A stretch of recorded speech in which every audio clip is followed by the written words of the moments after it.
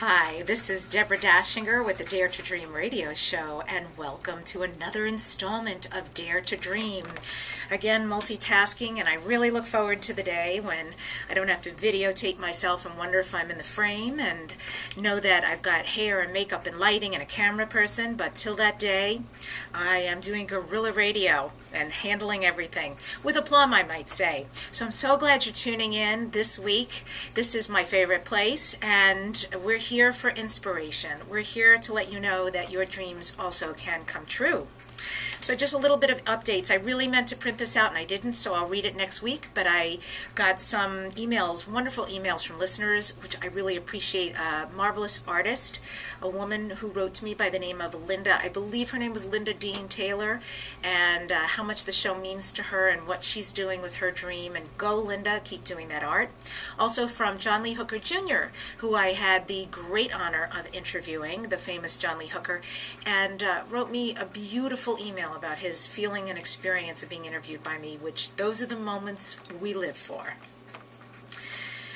I also want to invite you to the Facebook fan page for the show. Please join us there. We'd love to have you. Go to Facebook, and we are at Dare to Dream Radio and TV interviews. So today's subject is about disappointment. That's something that I've been thinking about, and that's one of those taboo subjects that people don't often talk about. But my feeling is that on the way to creating a dream come true, that is something that is experienced. Interestingly enough, Michael Jordan has been quoted as saying he has failed so many times. That's why he feels that he's the great success he is. And that's a very common theme between people who have been successful, is that they've been knocked down so many times. The difference is they're the ones who keep getting up. Einstein's story is amazing. And figure somebody like that who invented something that everybody looked at and said, you're crazy, that's impossible. But he knew it was possible. So disappointment, I looked it up in the dictionary, and it means feeling let down, or the verb means to sadden, to dismay, to frustrate. How many of you feel frustrated on the way to your dream come true? Disappointment is a feeling of dissatisfaction, yet another dis word, and it follows the failure of expectations to manifest. How many expectations do you have about how things are going to come about? There was actually something called the disappointment theory. Can you imagine? Disappointment theory was pioneered in the 1980s by David E. Bell, which revolves around the notion that people who contemplated risks felt disappointed when the outcome of the risk was not evaluated as positively as the expected outcome. So what are your expectations? Do you feel let down by the people, places, and things that you feel will help make your dream come true? I've been thinking about that word this week, and what I can tell you is I am not easily disappointed. In fact, I think I'm mostly positive and resilient. But when I do get disappointed, it's because for me things stack upon each other. So someone that I've invested a lot of time and energy into that I feel was going to come to fruition, or something that was said that was going to pass doesn't. And one thing happens after another, after another, after another that doesn't work out. That's when I tend to feel disappointed, and another word, discouraged. So I thought about that this week, and I realized that if you break the word apart, it's disappointed. So I have appointed someone or something to do something for me, and they didn't. It didn't. Which is interesting, because it's said that an expectation is a resentment just waiting to manifest. So for all of us who have that experience, what can we do?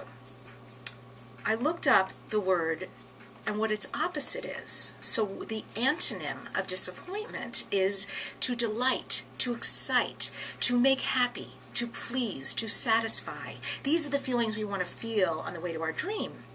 So how can you feel satisfaction right now on the journey toward your dream come true? Wayne Dyer said, "True inner peace will always elude you until you get your life on purpose.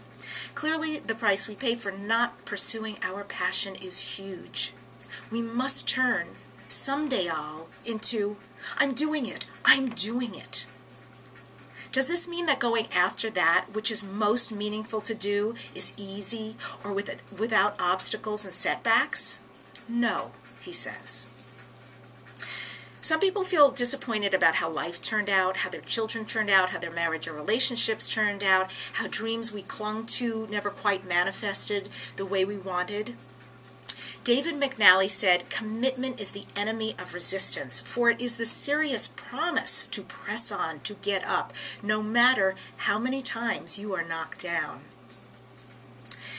People often feel discomfort when this discouragement comes up, and what they want to do is just not feel it, just not deal with it. But what I'm going to suggest is you do the opposite. If you really want to pursue your dream, just stop and feel it. Feel the feeling. It is okay, and don't even go into resistance. The other thing that's marvelous is you can share it. I have someone in my life, my best friend, and I don't go into complaining. I don't go into a poor me place, but at those rare moments when I'm there, it's amazing to just get so authentic and real with another human being and share your soul. And when it's received, I can tell you the relief I have felt has been tremendous. And also examine your expectations. Are you disappointed in other people and things? Look at what you're expecting of others. And maybe you're disappointed at how things turned out. Maybe you're not the doctor you thought you'd always be. So a couple of things you can do is you can look at what's a second choice I can make within the healthcare system. Or you can relook at your vision of being a doctor and find another path and another way to get there.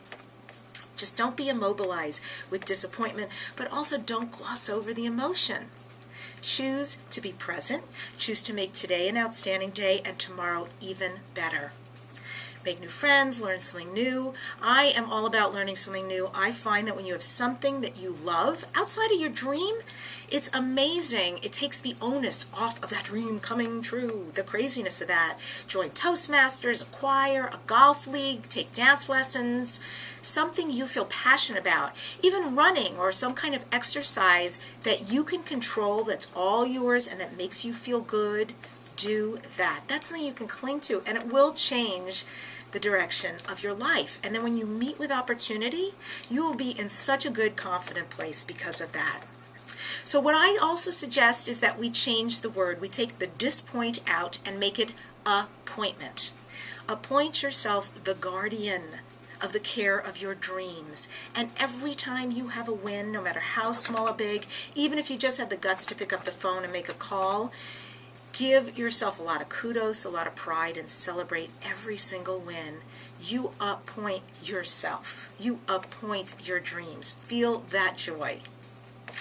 A very beautiful quote from Michael Jeffries, which is about connecting. You will begin to connect with people the moment you understand that you're already connected, that separation is just an illusion. Dare to dream. We're so happy you join us.